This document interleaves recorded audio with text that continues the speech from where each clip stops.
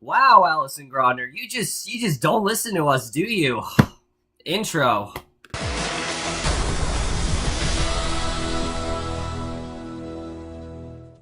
Hey guys, it's Kevin again, and what the fuck was that Big Brother premiere, honestly? Let's just jump right into it, because normally, guys, I try to remain optimistic, in these reviews, but this one, I can't. I mean, this has to be the weirdest, most convoluted, most unnecessary twist-filled season that we've ever had, and this premiere in general is everything I don't want in a Big Brother premiere. And I'm going to talk about all of that right now.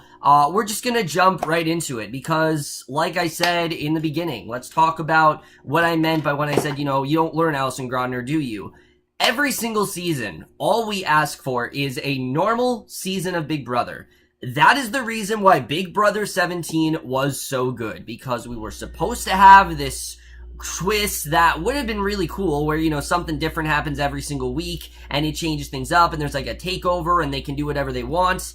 But the house guests were just too interesting and they were good at the game that was just interesting enough. We didn't need a twist to really fall back on. So that's one of the reasons why 17, I think, is the strongest season we've had in years. And looking from the looks of the season, might be the only strong season we've had in about 4 years. I mean, I think that might be the last, maybe great season Big Brother. If they keep this shit up, especially, it definitely will be. But like I said, the thing that benefited that season, because it was, besides, a few really crazy twists, there were some things there, definitely. It was probably the most normal season of Big Brother we had, and it was just seeing really good gameplay, and that's exactly what season 17 composed of. And then 18 came along, they did the team thing, that was whatever. And I really thought, after how 18 turned out, and after all of the backlash that people gave 18, that we were really gonna get something different, and something that really is refreshing, and just a really fun season of Big Brother.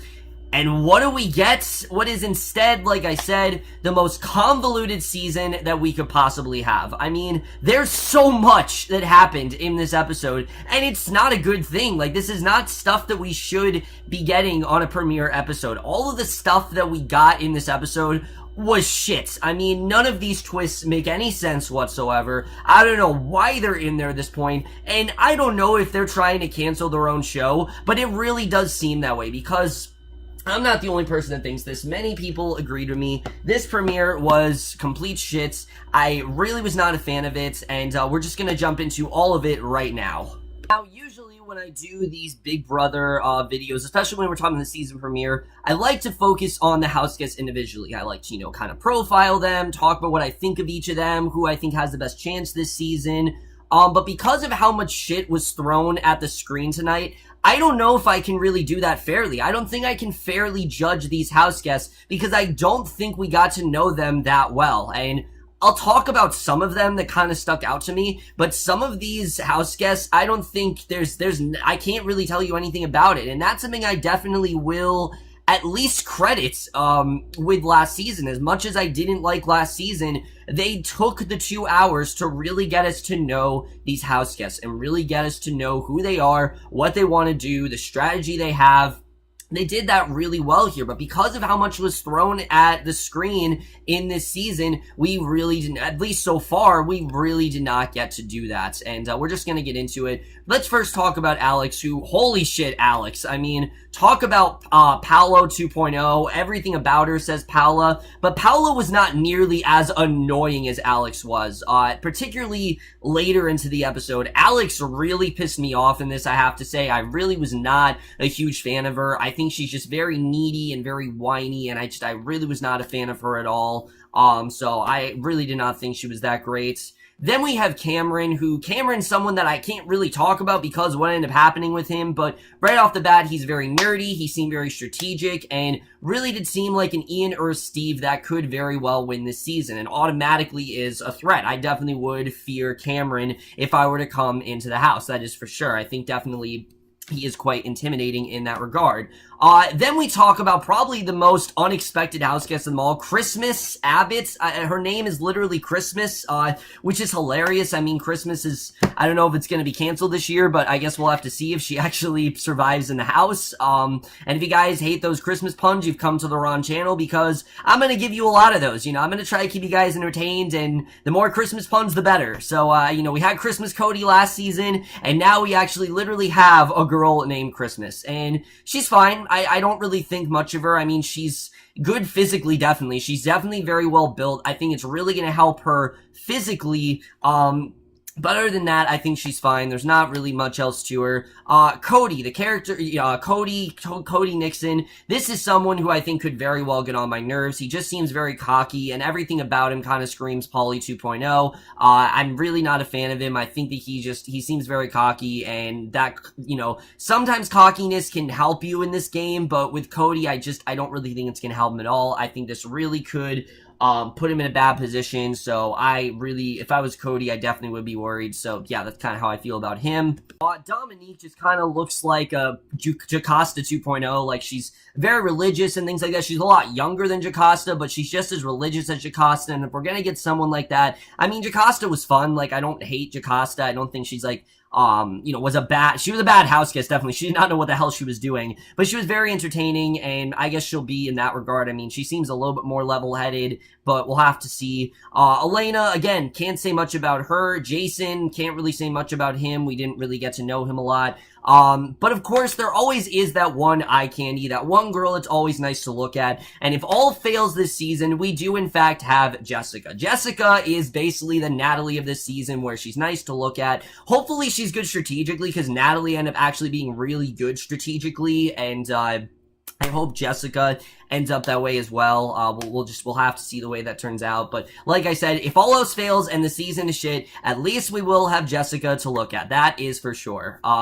Jillian, again, can't say much about her. Josh, I like. I think, honestly, he is playing a really interesting game, and especially a certain thing that he said later in the premiere definitely makes me feel like he could get really far in this game. Definitely. We'll get into that later, but let's talk about Kevin. Not me, Kevin. We're talking about 55-year-old Kevin. Why is this guy here? I mean, it seems like, I don't know if they're trying to get someone who's out of their element and appeal to, like, older audiences, but I don't know what Big Brother's thinking by getting these people who are, like, 55 and are completely out of their elements. I mean, Kevin he doesn't belong here. There's nothing about him that says he belongs here. He looks like Robert De Niro, if he was, playing Mr. Rogers. That's basically what he looks like. That's the best way to sum him up, and, I don't know about you, Mr. Rogers is not exactly an intimidating house guest, so I don't think Kevin's gonna get very far in this game. I could see him very well just being someone who is a floater and kisses people's asses, and I just don't think he's going to get very far. I could be wrong, maybe he could surprise me, but I just don't feel like he's going to get very far, based on what we saw of him in this episode. I just don't really see that happening. Mark, I thought he definitely was pretty good.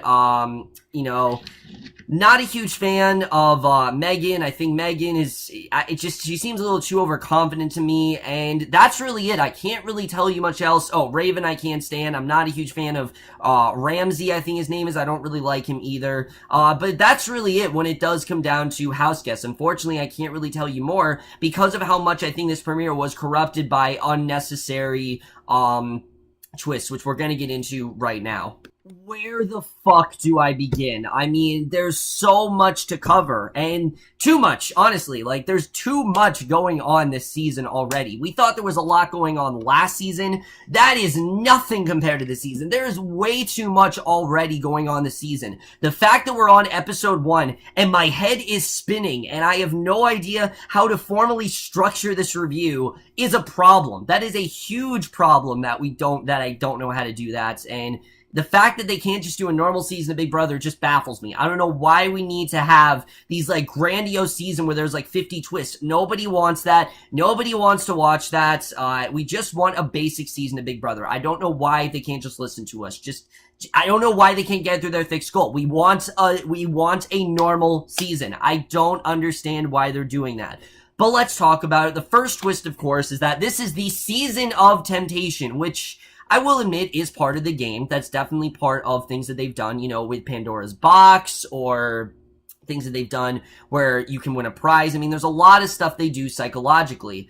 They're acting as if they've never done this before, though, when in fact they have. I mean, basically every season has something to do with temptation. There's always some sort of element in there, like I said, whether it be a Pandora's Box, whether it be, oh, you can either win this cash prize, you continue playing the game, all that stuff, even stuff like, you know, keeping someone or wanting to work with someone, all that stuff really is about temptation, and they're acting like this season like that's a new thing when it's really not. And the fact that that stuff was in there was good, but it was sporadic. It wasn't, you know, overhauling the entire season. And if that's what we're going to get here, I don't know if I really want to watch this season. If this season is going to be just twist, twist, twist, twist, twist, I'm going to get really annoyed very fast because no one wants to watch that. I mean, we just want to watch these game players play a good game. I could be wrong, but I think I just want to watch people play a good game, and I feel like all these twists are going to overhaul that. First of all, we have the first twist in there, which if someone pushes this button, then the twist is activated, and I honestly wish no one just pushed the damn button, because we could have just had a normal game.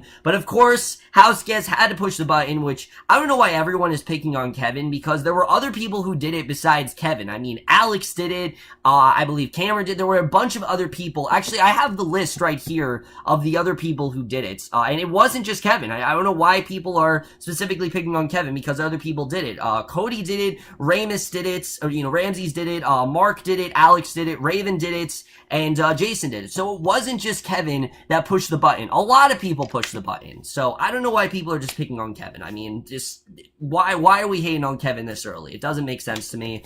But either way, they push the button, the first twist is activated, which the first twist, again, I don't understand why they're doing this. I thought this season was going to be completely new people. I think everyone kind of thought that, but no, the first twist activates, and we have a previous house guest coming in, but it's really nothing to worry about because it's actually Paul. Paul is the previous house guest, and it's cool to see Paul again. I thought he was fun. Like, I went from really fucking despising him in the first half of the season to really enjoying him. He became a really fun competitor who clearly was just playing it up for the camera, and he wasn't really, I mean, he was a good game player, though. Like, when he, in all seriousness, like, when he did eventually calm down, he was good strategically. But Paul, in general, is not really someone I'd say they needed to bring back. I get it that Paul obviously was the runner-up, but this to me just seems like a desperate ploy to get Paul either evicted because they don't want to see him, so they want to get him evicted very early on, or they want Paul to win this entire thing. It doesn't seem like it's either one. It seems like they want one of those two things to happen, and, you know, I don't know why they didn't learn from Big Brother Over the Top. I mean, Jason stuck out like a sore thumb in that season. He really did. I stopped watching that season because, one, I have other things to watch besides Big Brother in the fall. I think it's weird to have Big Brother in the fall. But two, I mean, having one returnee isn't a good idea. It makes them vulnerable, and Paul is not a vulnerable person, so it doesn't really work for Paul in the first place. I get what they were trying to do here, but to me, this just became the Paul show. Like, a lot of this premiere felt like this was just Paul's episode, and Paul got to do this, Paul got to do that, Paul, when we really didn't focus enough on the other house guests, and that's, I think, the real problem when it comes to this twist. I like Paul, I really do, but Paul had his chance last season. I mean, that's really what it all comes down to. He had his chance last season. He got the screen time he needed. They should have pushed him to the side. They should have done what they did with Big Brother 18, where sure, we saw Nicole, Frank, James, and Devon throughout the episode, but the entire episode didn't focus on them. They devoted most of it to the newbies, so we got to know them more. And here, I just don't feel like they did enough because of what the next twist ends up being. Because we then find out that oh no, Paul's not just, you know, some house guest. Yes, he is the house guest in there, but he's not just there to play the game, which would have just made a lot more sense. I mean, that's what they've done in the past, right? Like, why didn't they just make him a regular house guest? No, they have to overcomplicate things once again, and Paul not only is playing the game this season, but he's actually replacing a house guest this season. So yeah, this is apparently Big Brother swap now. We're now swapping people in and out, and this just pissed me off, I have to say. I mean, this whole idea of swapping people, just felt so dumb. I don't understand why they did this. What was the point of them really doing this? Why couldn't you just have Paul? Because it puts Paul in an awkward position. And I don't know if they wanted to do it because, oh, it's funny TV. It's fun to see Paul, have to go through this and everything. But I didn't particularly find this funny. I found this just weird. I mean, first of all, not only is Paul swapping with people, but he has 8 friendship bracelets, and he has to pick 8 of the house guests to basically work with, and then the other 8 are on the chopping block, and they are vulnerable. They are bound to be, they could possibly be evicted in this episode. So yes, we actually did have an eviction in this episode, and Paul basically, he goes through 8 of the house guests, and I just thought this was so weird. I mean, he just just got to know these people. Let him get to know them. Why did they have to do this to Paul? I understand that Paul obviously is the returnee and everything, and that yes, he's had his chance, but why did this have to be the Paul show? Why were they treating Paul like he made the final decision? I didn't understand that. The thing that worked about the other seasons with the vets is that they just felt like normal house guests. Yes, they had their chance, but for example, when we had Jeff Jordan, Brendan Rachel, Dick and Danielle back, yes, at first it felt kind of like they were vets, but eventually they found their way in there and they felt like normal house guests. And especially, I'd say, for Big Brother 14. Big Brother 14, Brittany, Dan,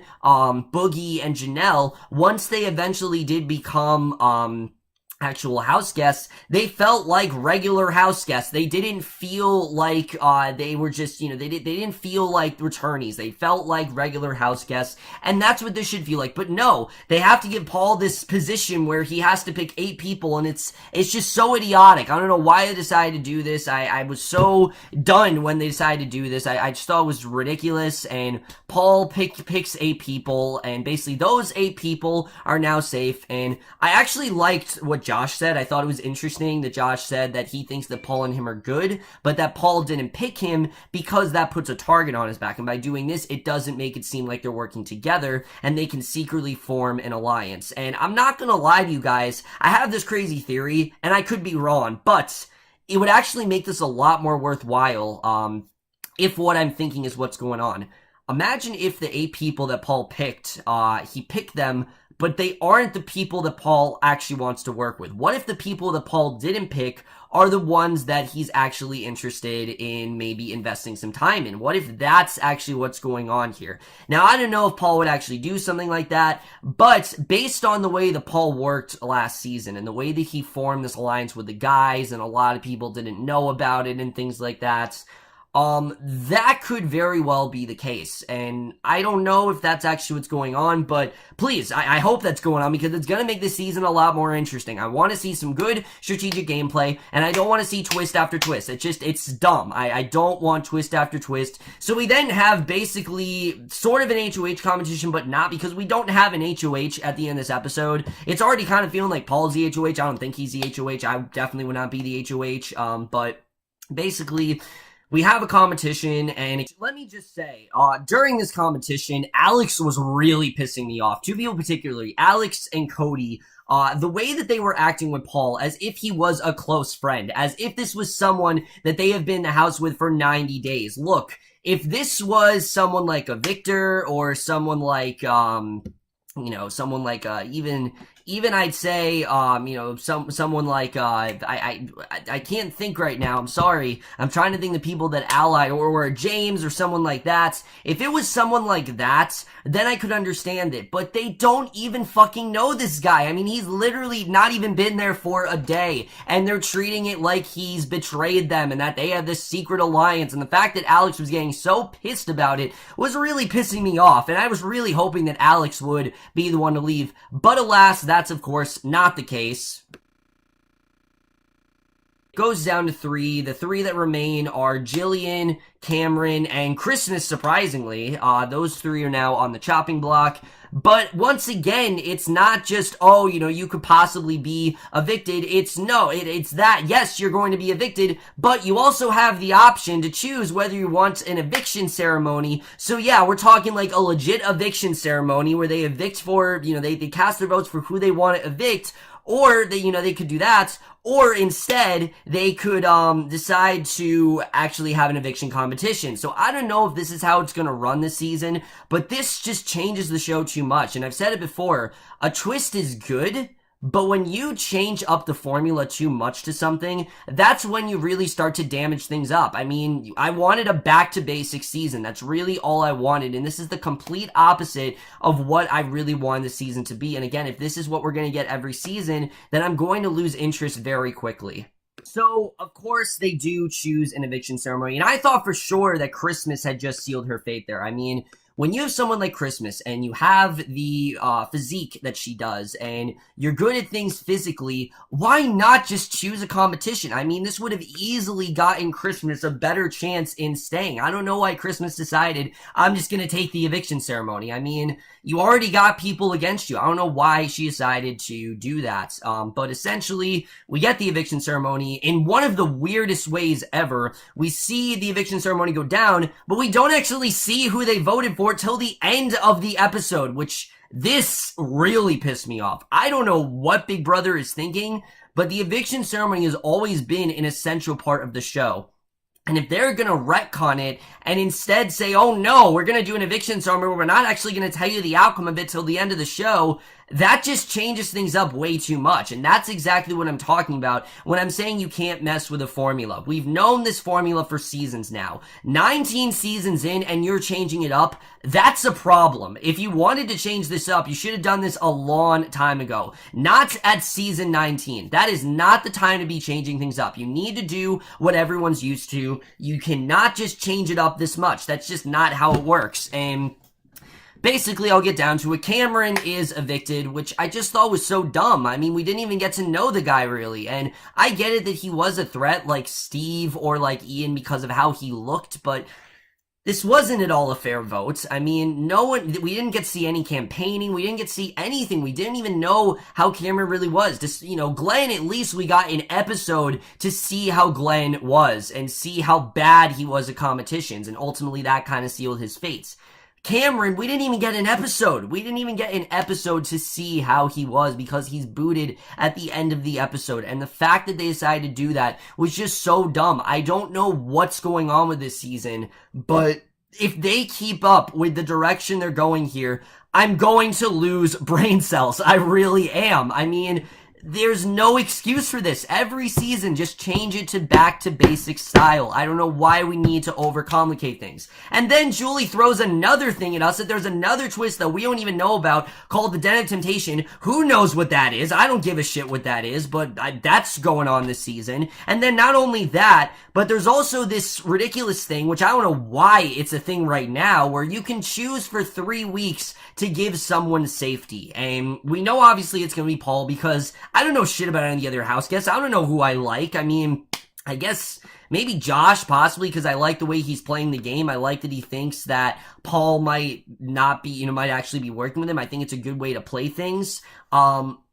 But in general, there's not really anyone I can say, yes, I really like this person, because I don't think we got to know them enough. And I don't want to say this cast sucks. I don't want to say that because I don't know them well enough. I don't know this cast. The majority of the cast that I did see, I didn't think was bad, but again, I just don't feel like we got to know them very well. And I think that's one of the essential parts of Big Brother. We need to choose our favorites early, so that way when we see them, we're like, oh, I've been with this person since day one, or I've known them since day one, or we can go back and see their strategy this season. And if they're gonna do twists every 5 minutes, then I guess the days of, hoping that this person wins, or days of good game playing are just kind of over. And that's just not the Big Brother that I know. And I really hope this show is not just falling trap to ratings, because it really does seem the way. It seems like they're desperate to keep this on the air. They're trying to make sure they have as many game-changing twists as possible, when that's not what people wanted. The best seasons of Big Brother are the ones where they kept it simple, like Big Brother 17, like Big Brother 10. Those are the ones where they kept things simple, and that's what people consider to be the best seasons. Big Brother 12 was pretty simple. I mean, there were definitely some, twists here and there. Every season has twists, but the ones that kept things simple, those are the ones that people, credit as the best. Big Brother 14 is a different story. I mean, yes, things were changed up a little bit, but that was maybe because of Dan's gameplay. That's what really benefited that season. So when it comes down to it, guys, no, I didn't hate this premiere by any means, but it just really pissed me off. I have to say, again, 19 seasons in, they should know what works and what doesn't, and they should know what the fans want and what we don't want. What we don't want are these twists every 5 minutes. All they do is make my head spin. All they do is confuse me. I don't like the way they change things up. I really don't. I think it just makes sense, especially when you're 19 seasons in, to stick to a back-to-basics formula. You've heard the complaints. You've heard the backlash. Why not do something about it? Why do you have to be such an asshole and just do what you want to do? I get that Allison Grodner, oh, she runs everything, but she should know what fans want and what fans don't. And if she wants to keep the show on the air, then just do what the fans want. It makes, I've said it before with, scripted shows, you can't do that. With a reality show, I don't give a fuck what you do, honestly. Like, you want to do what the fans want, that's fine, honestly. Like, just do what the fans want, because that's the formula that we're used to. And we don't even know, with a scripted show, it's different because it goes with those characters. These aren't characters. These are real people, and I want to get to know these real people. And these twists are keeping me from really getting to know this group as a whole, and I feel like that's an essential part of Big Brother, and I really hope that they don't deter from that this season, because that's really going to make me very infuriated, and I don't want to lose interest in the season. I want to keep enjoying the show. I watch this show because it's a fun summer watch usually, but the last couple seasons,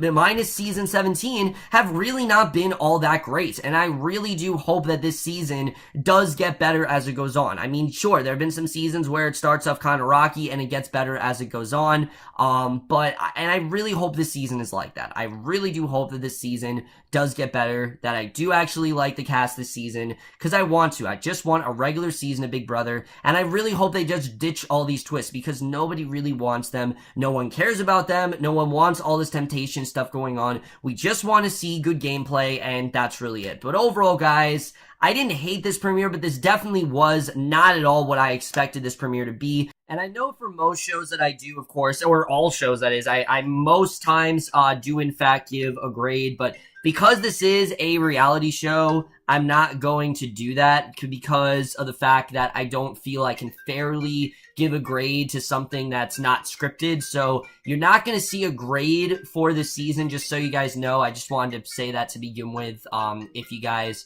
are interested, there's just not going to be a grade for the show. Of course, it will be for all the other shows I watch, but because this is a reality show, there will not be a grade at the end of every episode. So overall, guys, that's it for my review of the season premiere of Big Brother 19. Let me know what you guys thought of this extremely confusing premiere overall. I mean, I don't know what else to say. I don't understand why they did this. I don't understand why they had to have twists every 5 minutes. That's just not what the fans want. They need to just stick to that because of what they've got and all the backlash they've gotten the other season. Stick to what the fans want. Don't change it up, and just stick to that. It's that simple. Hopefully things are better tomorrow. Hopefully things make a lot more sense, because right now my head is spinning. There's just way too much going on this season, and it's not good twists. Like, usually, like, oh, that's really cool. Oh, they really changed it up. This just messes with the formula too much, and that's really why I'm not as high on it as I would be with other twists. But that's it for my review. Hope you guys enjoyed it. We'll see you guys in my next video, which will be for either a movie review or for Fargo, and I will see you guys for that. Okay, bye.